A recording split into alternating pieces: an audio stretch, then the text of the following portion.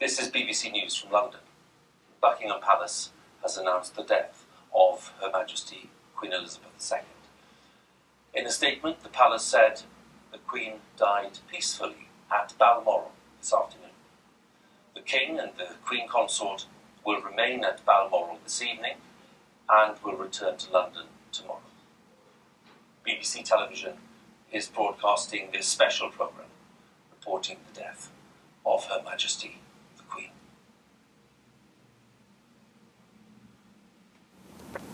So the old Queen's dead. Who'd have thought? I know she was 96, but I thought she'd go on forever. After all, her mother, the Queen Mum, she lived to be, 100. 100 or something before she pegged out. And her hubby, the Duke, he was 99 before he kicked the bucket, a few months short of his 100th. I bet they planned a big party. It would have been a right old kneesel. It was sad to see her that last time, looking very fragile, greeting yet another Prime Minister. She'd been through a few of them, but there she was, working to the end, just like she said she would when she was 21. I declare before you all that my whole life, whether it be long or short, shall be dedicated to your service. I'm not sure if the country wanted to do that, but there you go.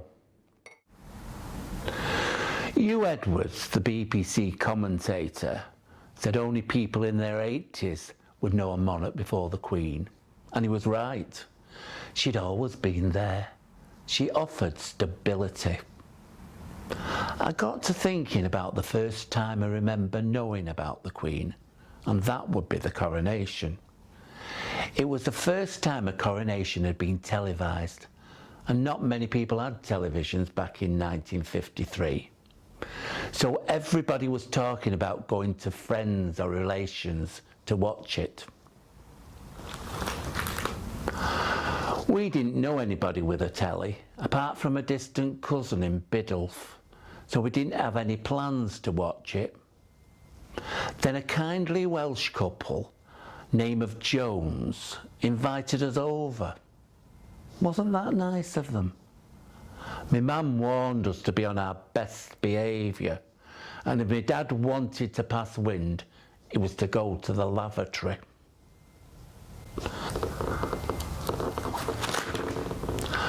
I remember there wasn't abundance of seats in the living room, and I had to sit on the floor. Mr. Jones even offered to bring in a chair from the kitchen, but my mum said not to bother, as I'd be up and down like a jack-in-the-box. We were there for most of the day, and Mrs. Jones even made sandwiches. I took one bite out of mine, and I had to spit it out.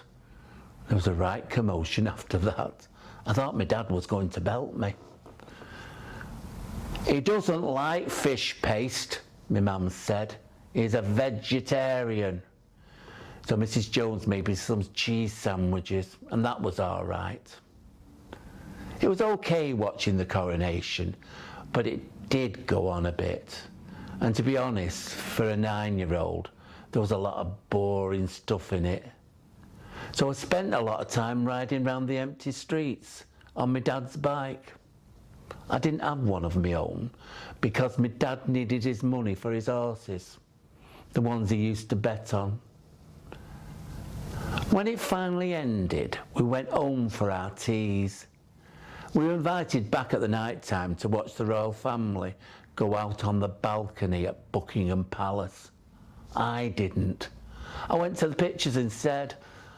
I had to decide whether to go and see Robert Ryan in Best of the Bad Men at the Savoy, or the Three Stooges and George O'Brien in The Stooges Go West at the Rialto. The Three Stooges won. The Wright brothers, but they flew. Anything the Wright brothers can do. So now we've had 10 days of mourning. I thought it would never end. It was a bit of an ordeal. Every time you switched on the television, people all in black, were talking about the Queen and how wonderful she was. Well, she was good with a handshake when she was meeting all the well-to-dos, the foreign dignitaries, prime ministers, kings and queens and such like. She was handy with a sword too when she was knighting somebody, and she was always there with a speech at Christmas or in times of crises. But everybody seemed to have a little anecdote about her and the things she would say. I was invited to a garden party at Buckingham Palace. I'd been on the council at Kirby Longsdale for 45 years, man and boy. So I was stood there eating a cheese and pickle sandwich when the Queen came right up to me and she looked me straight in the eye, and then she said, "Hello," just like that. Hello. It was just like she was a normal person. Well, I was just about to say hello back, but she'd moved on to somebody else. It was a wonderful moment.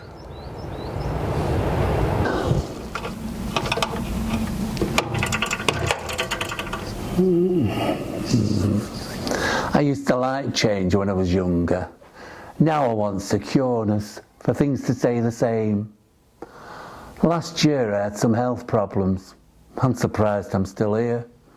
All my family's dead, and a lot of my friends. I always seem to be wearing black. I was coming back from Tesco the other day, and Mavis, who was well into her 80s, was painting the outside of her house. I shouted over to her, "Why don't you knock on Albert's and ask him to give you a hand?" She climbed down from a ladder with some alacrity for a woman of advanced years, and she looked at me, all serious like. "Haven't you heard?" I knew at once. He was found dead on the landing last Sunday. Massive heart attack. I can't believe I'll never see him again.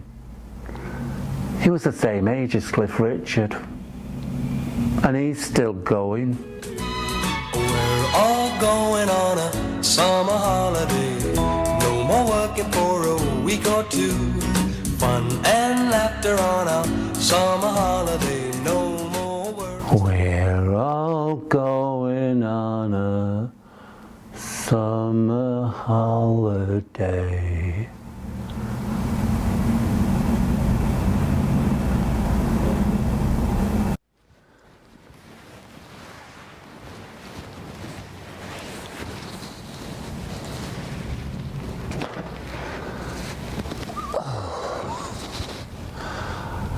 I've just come back from Albert's funeral. It wasn't much of a turnout. His sister, of course. She would be the chief mourner, because he never married. She looked quite smart, but I'm not sure leopard print was the right choice for a funeral. His niece and his 2 boys were there as well. She's going to get the house. She said to me after, "He's with his mum now." It was a nice service. The vicar was a woman.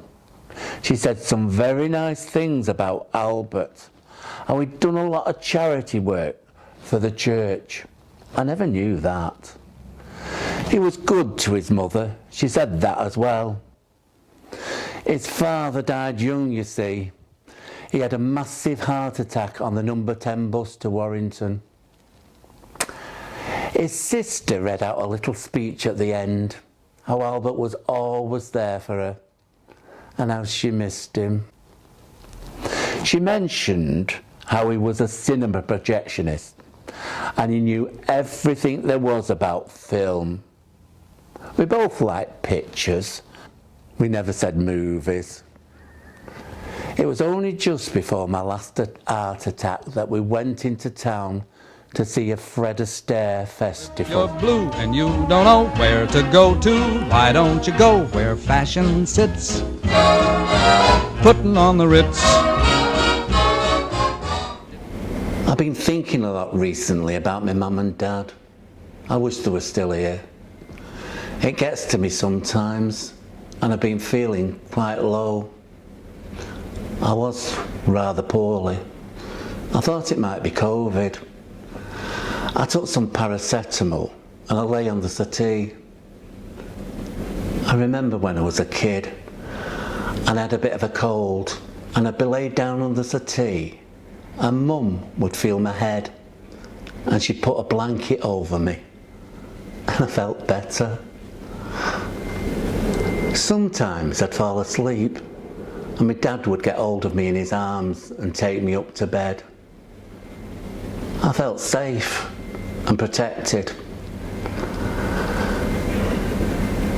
There's nobody to look after me now. The chest pains have been coming back more regularly. I don't think I've got much time left. I've no motivation anymore. I'm so depressed.